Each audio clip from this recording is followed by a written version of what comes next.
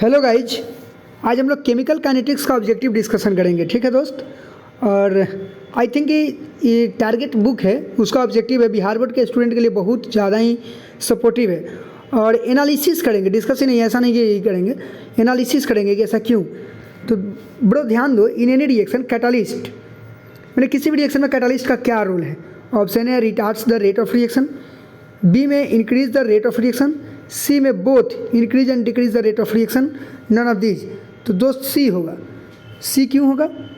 देखो, दो टाइप का कैटालिस्ट होता है, एक पॉजिटिव कैटालिस्ट और एक निगेटिव कैटालिस्ट। गौर से सुनिएगा, एक पॉजिटिव कैटालिस्ट और एक निगेटिव कैटालिस्ट।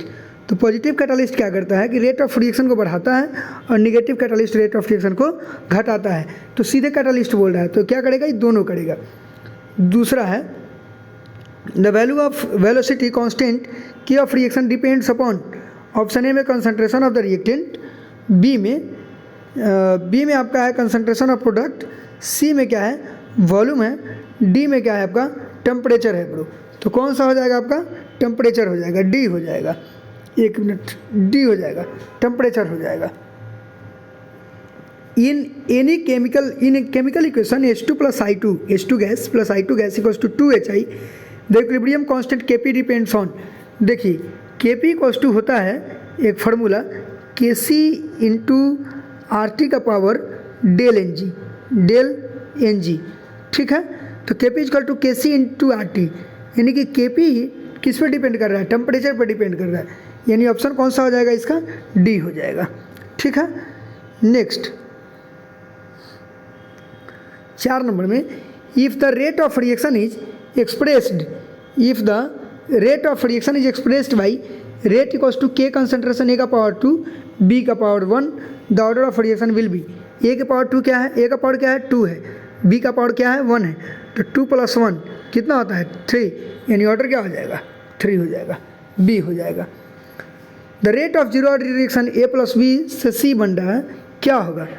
तो rate equals to K concentration, देखिए जोड़िए, ऐड कीजिए, इसको 0 + 0 कीजिएगा, कितना होगा? 0 होगा।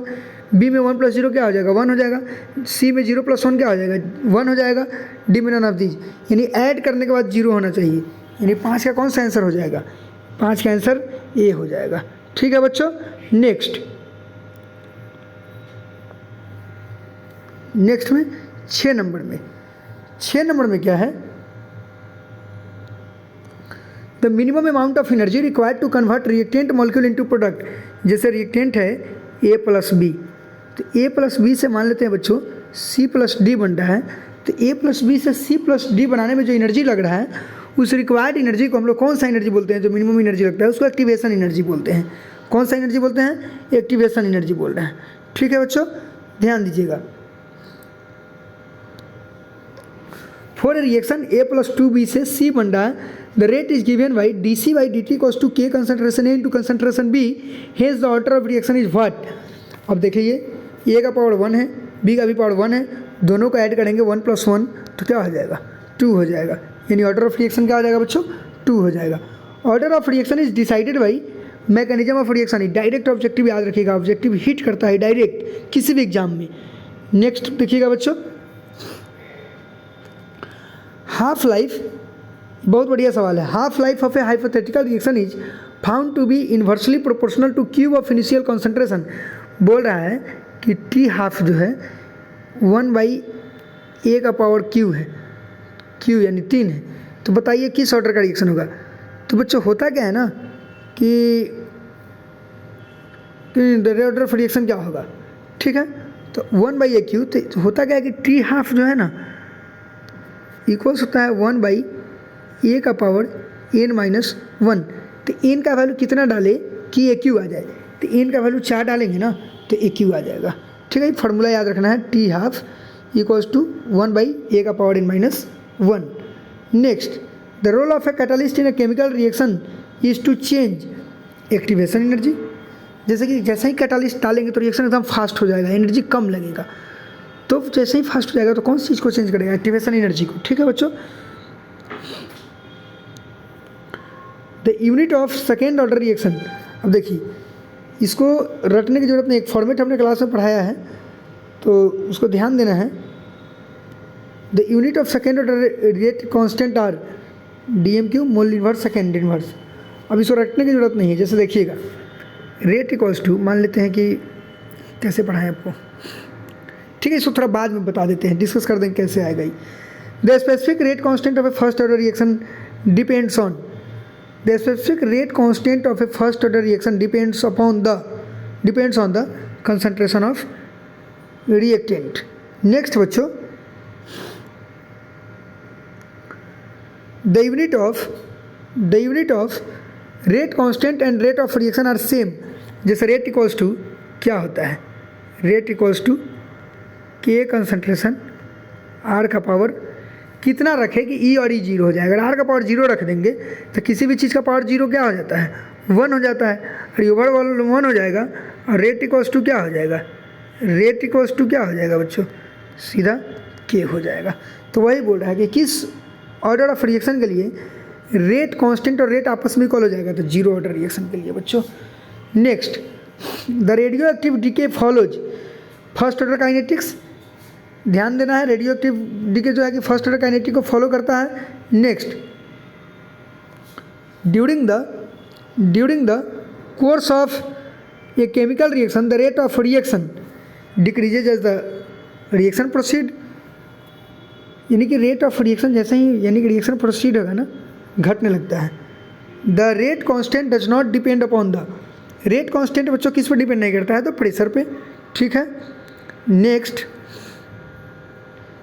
17 नंबर में ध्यान दीजिएगा, द ऑर्डर ऑफ रिएक्शन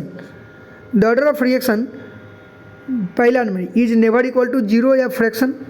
ऐसा नहीं, ऑर्डर ऑफ रिएक्शन जीरो होता है, अभी हम लोग देखे थे।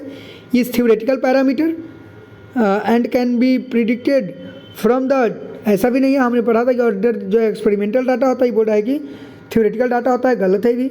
Is always equal to the total time, ऐसा कुछ नहीं है। अगर रिएक्शन एलिमेंट्री है तभी ऐसा होगा। बोल रहा है कि जो पावर में जाएगा उसको ऐड कर देंगे तो हो जाएगा कब, जब रिएक्शन एलिमेंट्री होगा तब, कॉम्प्लेक्स होगा तो नहीं होगा।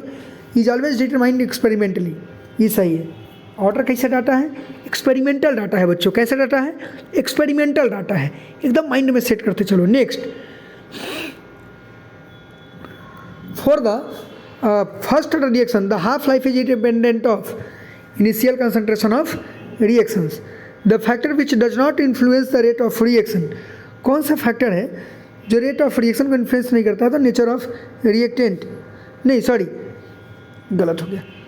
The factor which does not influence the rate of reaction, molecularity, ठीक है बच्चों, क्या हो जाएगा, मोलिकुलरिटी हो जाएगा। सॉरी,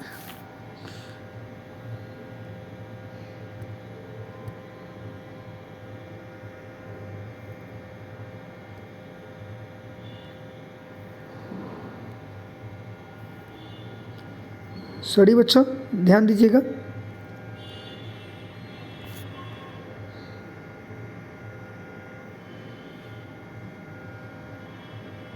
हाँ 20 नंबर में थे हम लोग।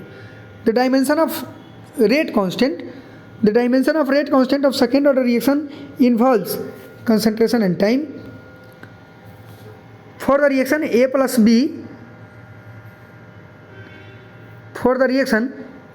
B से बन रहा है C plus D।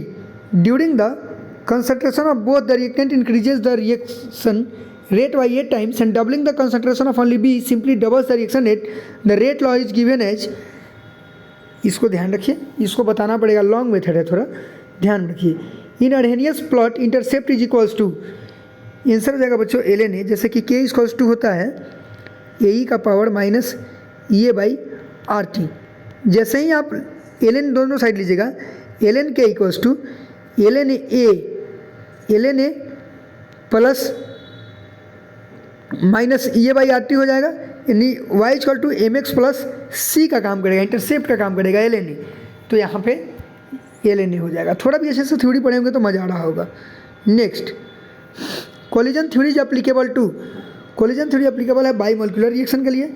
The order of reaction H2 gas plus Cl2 gas से 2HCl बन रहा है बच्चों, तो किस ऑर्डर का रिएक्शन होगा, जीरो ऑर्डर का रिएक्शन होगा। इसमें जो है आंसर ही गलत दिया हुआ है शायद, तो सेकंड ऑर्डर, हाँ गलत दिया हुआ है, आप जीरो ऑर्डर रिएक्शन याद रखिएगा। कौन सा ऑर्डर रिएक्शन याद रखिएगा बच्चों, zero order reaction. T half for first order reaction 0.693 by के, ये भी याद रखिएगा आप direct. The rate at which a substance reacts depends upon its active mass. बहुत बढ़िया, ध्यान दीजिएगा आगे। For a zero order reaction T half, zero order reaction के लिए टी हाफ इक्वल टू क्या होता है बच्चों, a/2k। क्या होता है, a/2k, यानी कि टी हाफ डायरेक्टली प्रोपोर्शनल किसके होगा, a के होगा। डायरेक्टली प्रोपोर्शनल किसके होगा, a के होगा। 27 नंबर में। 28 नंबर में the temperature dependence of the rate of chemical reaction can be explain by Arrhenius equation. Direct formula है, ध्यान में रखना है। Next, the role of a catalyst is to change, ये अभी थोड़ी देर पहले मिला था, activation energy. In the presence of a catalyst the heat evolved या observed during the reaction remains as change. बोल रहा है कि कैटालिस्ट के टाइम में हीट इवॉल्व्ड या ऑब्जर्व्ड ड्यूरिंग द रिएक्शन कोई चेंज नहीं होता है बच्चों, ध्यान दीजिएगा। Activation energy of chemical reaction can be determined by determining the rate constant at standard temperature, determining the rate constant at 2 temperature. देखिए B, the order of reaction of the reaction CH3COO2H5 plus H2O सीधे बनाता है, ये वाला बनाता है। तो जब रेट लिखिएगा ना बच्चों इसका, तो रेट लिखिएगा स्यूडो फर्स्ट ऑर्डर रिएक्शन हो जाता है ये। देखिए रेट लिखिएगा तो बहुत बच्चे लिखते हैं के कंसंट्रेशन मान लेते हैं EA है, तो A इंटू इसको मान लेते हैं B है, तो इंटू कंसंट्रेशन B। तो जैसे ये वाटर है तो इसका कांस्टेंट है, इसका वैल्यू 1 हो जाएगा, तो इसका पावर क्या हो जाएगा, 1 हो जाएगा, यानी ऑर्डर क्या हो जाएगा, 1 हो जाएगा। सी आंसर हो जाएगा। Half life period of first order reaction is independent of, किसके इंडिपेंडेंट होगा, इनिशियल कंसंट्रेशन ऑफ रिएक्टेंट के। ठीक है, नेक्स्ट। हाँ, आज क्लास में बड़ी हंगामा हुआ। विच रिप्रेजेंट्स ए जीरो ऑर्डर रिएक्शन। अब बच्चे मारने लगे ही, तो बच्चों हमने बताया था rate equals to k concentration R का पावर 0। ठीक है, यानी रेट इक्वल्स टू क्या, के। तो जब रेट इक्वल्स टू के की बात आएगी, रेट और के का ग्राफ होता तो ही होता, लेकिन यहाँ पे ए और टी का, यानी रेट इक्वल्स टू क्या होता है, dx/dt इक्वल्स टू के, यानी या dy लिख दीजिए, dy। तो ए इक्वल्स टू क्या आ जाएगा, के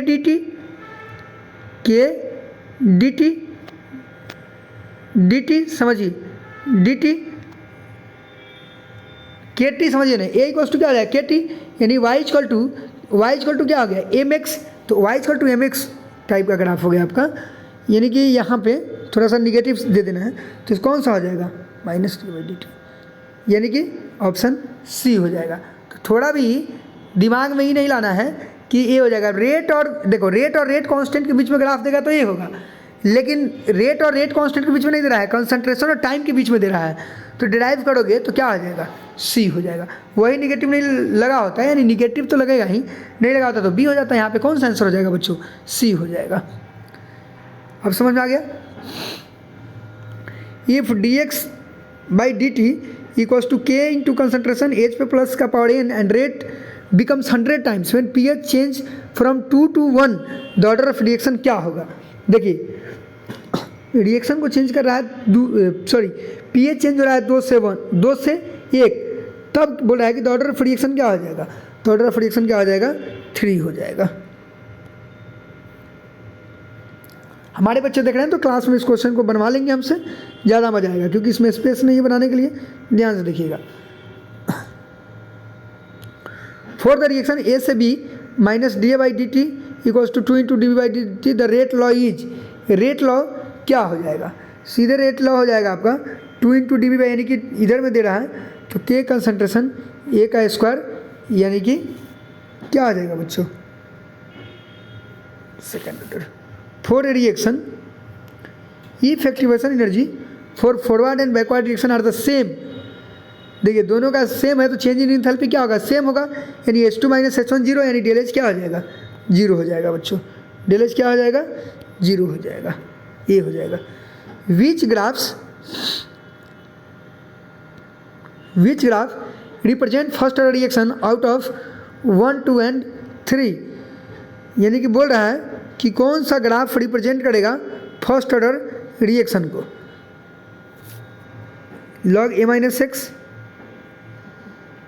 टी दिया हुआ है, log a बटा a माइनस एक्स, यानी कि दोनों जो है वही बोले थे फर्स्ट ऑर्डर रिएक्शन को कौन ग्राफ रिप्रेजेंट करेगा, तो बच्चों दोनों करेगा, ई भी करेगा और भी करेगा, ठीक है, ऑप्शन बी हो जाएगा। ये तो कभी नहीं करेगा आपका टी आर कंसंट्रेशन का, ई ग्राफ कभी नहीं रिप्रेजेंट करेगा।